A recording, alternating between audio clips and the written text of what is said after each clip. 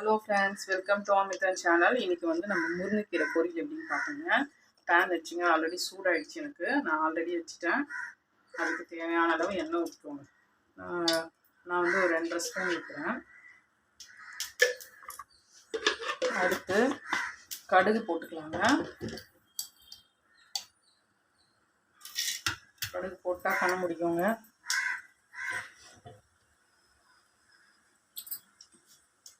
எல்லா கடுகும் வெடிக்கணுங்க. கடுகு வெடிக்காமல் சாப்பிட்டா அது உடம்புக்கு நல்லது இல்லைன்னு சொல்கிறாங்க. ஆனால் எல்லா கடுகும் வெடிக்க டைம் கொடுத்துருங்க.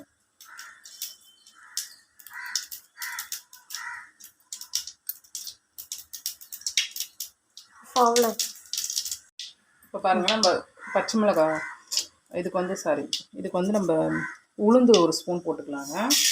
உளுந்து ஒரு ஸ்பூன் போட்டுக்கோங்க. நெக்ஸ்ட்டு வந்து கடலப்பருப்பு ஒரு ஸ்பூன் போட்டுக்கோங்க.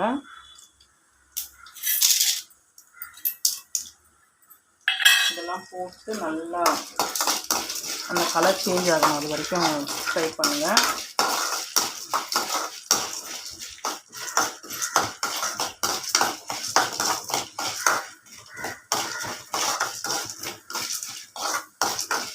இதுக்கு நல்லா கலர் சேஞ்ச் ஆனதுக்கு பச்சை மிளகாய் 2, காஞ்ச மிளகாய் 2 வச்சுருக்கோம் காரத்துக்கு. அப்புறம் சின்ன வெங்காயம் வந்து ஒரு 10-15 வெங்காயம் கிட்ட பொடியாக நறுக்கி வச்சுருக்காங்க. இதுக்கு சின்ன வெங்காயம் சீசன் இது, அதனால் சின்ன வெங்காயமே யூஸ் பண்ணுங்கள், ரொம்ப நல்லது.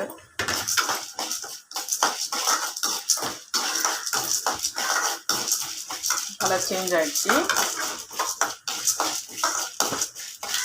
இப்போ நம்ம 2 காஞ்ச மிளகாய் 2 பச்சை மிளகாய் போட்டுக்கலாம். அதுக்கு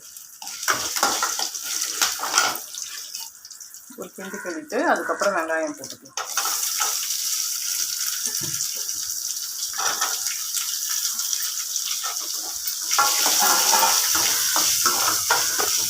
வெங்காயம் வந்து நல்லா வதங்கணும், நல்லா சுருளை வதங்கணும்னு சொல்லுவாங்களா, அந்த அளவுக்கு வதக்கிட்டு அதுக்கப்புறமா நம்ம கீரையை போடுவோங்க. இப்போ வெங்காயம் நல்லா வதங்கிடுச்சுங்க. நமக்கு ஆல்ரெடி வந்து முருங்கைக்கீரையை ஆஞ்சி வச்சுருக்கோம். நம்ம அந்த முருங்கைக்கீரை போட்டுக்கலாம். ஸ்லோ பண்ணிக்கோங்க போடும்போது.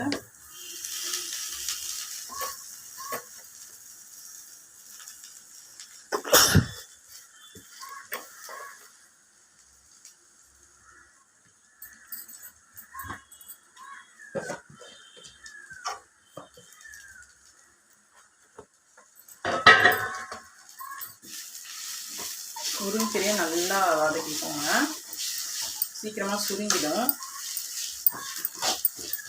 அப்படியே ஒன்று ஒட்டுற மாதிரி இருக்கும். நம்ம தான் அதை வந்து இது பண்ணி விடணும், தனித்தனியாக ஆக்கி விடணும்.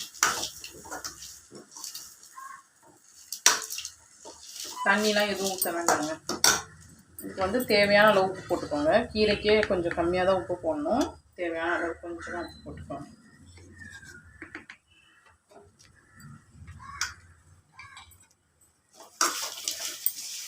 போட்டோன்னே சுருங்கி வச்சுக்கோங்க.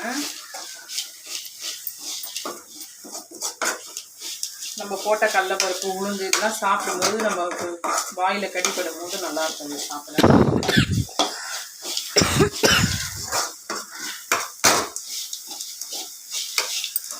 வெங்காயம் நல்லா இருந்தால் நிறையா இருந்தாலும் சாப்பிட நல்லாயிருக்கும். சின்ன வெங்காயம் நல்லா போட்டது ஒரு 2-3 நிமிஷம் கழுவிட்டீங்கனாலே போய் கீரை சீக்கிரமாக வெந்துடுங்க.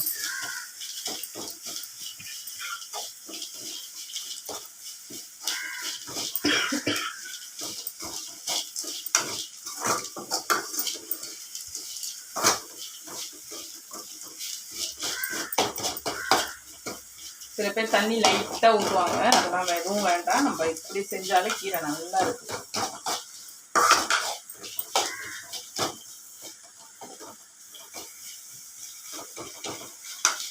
இந்த அளவே போதுங்க. லாஸ்ட்டாக ஃபைனலாக இதில் வந்து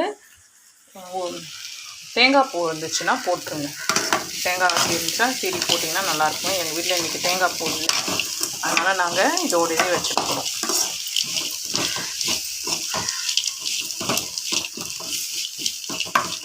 இதை மூடி அப்படியே ஒரு 5 மினிட்ஸ் விட்டுணும். நம்ம குக் பண்ணோம் இல்லையா, குக் பண்ணிவிட்டு 5 மினிட்ஸ் விட்டால் தான் அந்த ஹீட்டில் இன்னும் கொஞ்சம் அது நல்லா வரும், வெந்திருக்கும்.